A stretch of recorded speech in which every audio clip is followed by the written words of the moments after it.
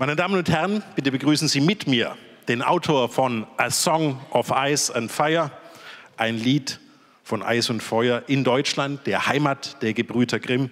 Welcome to Germany, George R. R. Martin.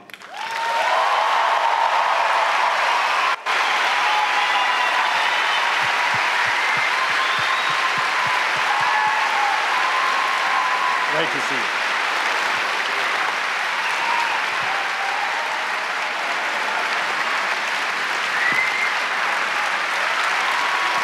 Hello, Hamburg. Nice to be here. Thank you. Thank you so much. May I quote from, I think, one of your first published works, a letter in a comic magazine? Sure, yes. This is Fantastic Four number 17, a letter addressed to Stan Lee and Jack Kirby, Texter und Zeichner. Fantastic 17 was greater than great. Even now I sit in awe of it, trying to do the impossible, that is to describe it. It was absolutely stupendous, the ultimate, utmost.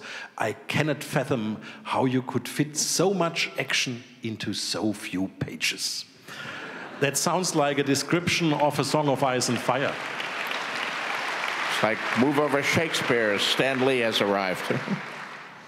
Marvel Comics were great. They were revolutionary at the time. I still look back on what Stan Lee accomplished and the characters he created and the stories he told, and he revolutionized that art form, and made comics what they are today.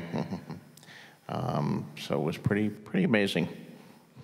I also, unfortunately, if you continue to read that letter, used the phrase "by gumbo" at one point, which, of course, someone in my high school found, and it was used to torment me for the next 4 or 5 years, you know. People would meet me in the hallways and, "By gumbo, by gumbo." I just heard that. Ja, leider, erzählt George R. R. Martin, hat er in diesem Brief an Stan Lee, der eben die Kunstform des Comics wirklich revolutioniert hat und den er dazu hellsichtig schon begrüßte, leider auch eine etwas zupfige Formulierung benutzt, dieses bei Gumbo, mit dem ihn dann Mitschüler in der Schule aufgezogen haben. I wonder, were you a well-socialized kid? Did you have friends that you could share your passion for science fiction, fantasy, horror, the comics?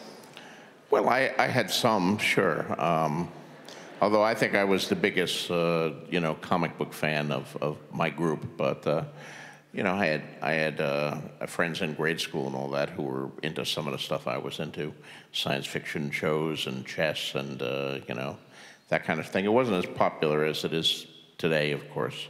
I mean, we've won. In those days it was something that the freaks and the nerds and the outcasts followed, the weird kids. But now we rule the world.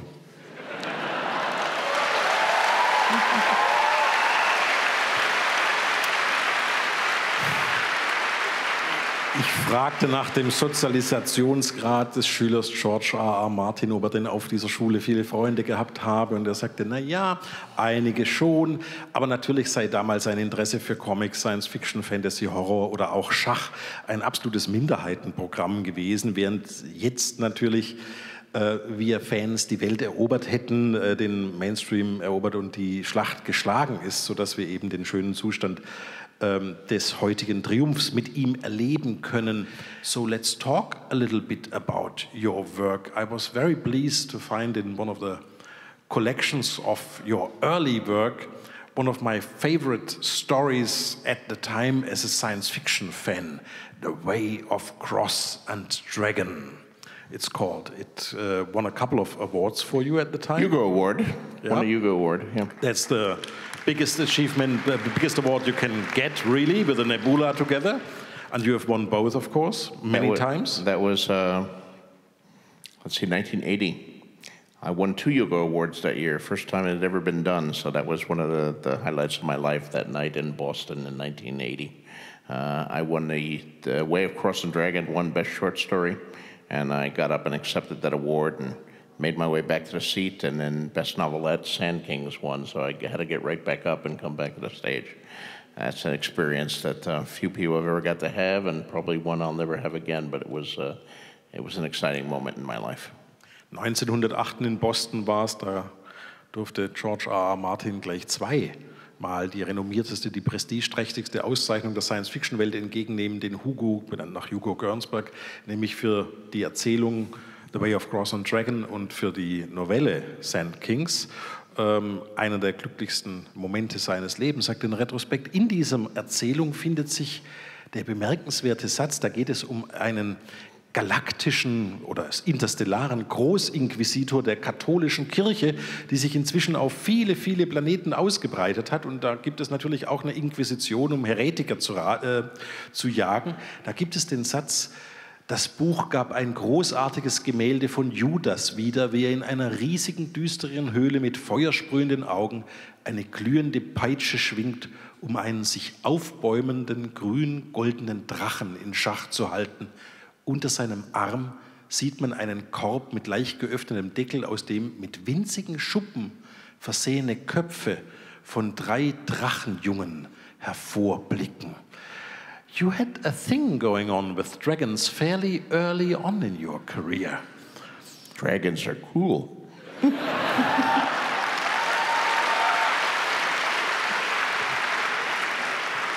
What makes dragons cool? Warum sind Drachen cool? I don't know. What does make dragons cool? I mean, as a kid, besides those aliens, I also had plastic dinosaurs. And dinosaurs are cool. And dragons are like dinosaurs with wings and breathing fire, so that just increases the coolness factor, turns it up to 11.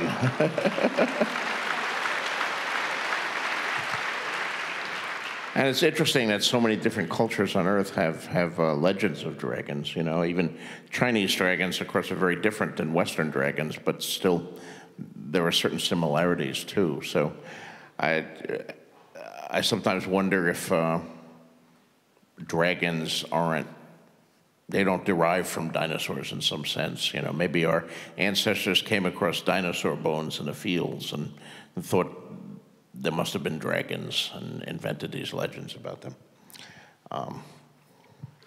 Ja, er habe als Kind auch Plastikdinosaurier gesammelt und natürlich, was könnte es denn Schöneres geben als ein Dinosaurier mit Flügel, der auch noch Feuer speit? Das ist dann eben die Definition eines Drachen und ganz viele verschiedene menschliche Kulturen hätten ja jeweils ihre Drachenmythen, auch wenn die chinesischen Drachen ganz anders seien als die westlichen Drachen. Wahrscheinlich, so spekuliert er, seien irgendwann unsere Vorfahren doch mal Dinosaurierknochen bei Ausgrabungen und so weiter begegnet und daraus sei vielleicht der Drachenmythos entstanden. I wonder what attracted you to the genre of fantasy and science fiction and horror too in the first place when you set out writing. You could have written stories about erectile dysfunction and value-added texts, you know, mainstream. I don't think so. You know, I don't know. I mean, my relationship to that goes back so far into my childhood. I have always been a voracious reader, you know, and from comic books. Then I moved on to books, and the first science fiction book I ever read was Robert A. Heinlein's Half Spacesuit Will Travel, one of his juvenile books that he wrote in the 1950s. And that hooked me, and then I started buying other books, taking part of my allowance and not spending it on comic books, but instead spending it on science fiction paperbacks. There wasn't much fantasy in those days. It was almost all science fiction in the 50s and 60s. But I did eventually encounter fantasy too. I just loved, I think it might have been a reaction to the life that I lived, because, you know, we didn't have much money. We never went anywhere. I lived on First Street in Bayonne, New Jersey. I went to school on Fifth Street. My family didn't even have a car. So my world was 5 blocks long, First Street to Fifth Street. I knew that world very well. I knew very little outside of it. You know, once a year we would go into New York City to see Santa Claus at Macy's and attend the Christmas show at Radio City Music Hall and eat in an automat. But that was about it. But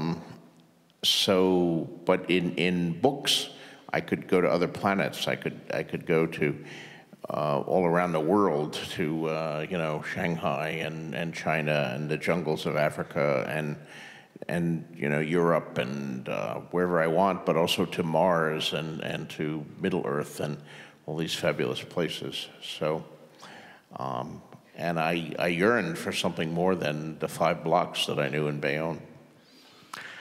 Ich wollte wissen von George R. R. Martin, was ihn denn an diesem Genre Science Fiction, Fantasy, Horrors, den Genres angezogen habe. Er hätte ja auch Geschichten über erektile Dysfunktionen und Mehrwertsteuer schreiben können. Also das war, worüber die Mainstream-Literatur so in der Regel handelt. Und er sagte, naja, das hat ihn nicht so sehr interessiert. Er sei damals beeinflusst gewesen von einem Autor wie Robert R. Heinlein mit seinem Science-Fiction-Jugendroman Have Spacesuit Will Travel. Man muss aber auch bedenken, er sagt, wie eng sein Perimeter der Welt, die er damals bewohnte, wirklich war. Die Wohnung lag in der ersten Straße in Bayonne, die Schule, die er besuchte, auf der 5., also die ganze Welt war gerade mal 5 Block weit. Die Familie hatte kein Geld, es gab nie Ausflüge oder Urlaub oder sowas.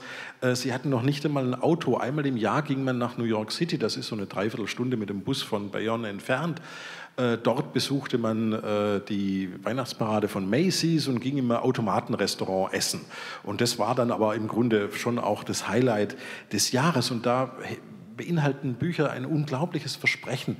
Nicht nur das Versprechen, lesen, nach Shanghai zu reisen, sondern noch viel weiter. Zum Mars, zum Mond, ja interstellar. Und das hätte ihn natürlich dann schon angesprochen. George R. R. Martin, thank you so much for coming to Hamburg. Thank you for your reading and sharing that chapter with us. Thanks. Und danke Ihnen für Ihr Interesse. Guten Abend. Thank you.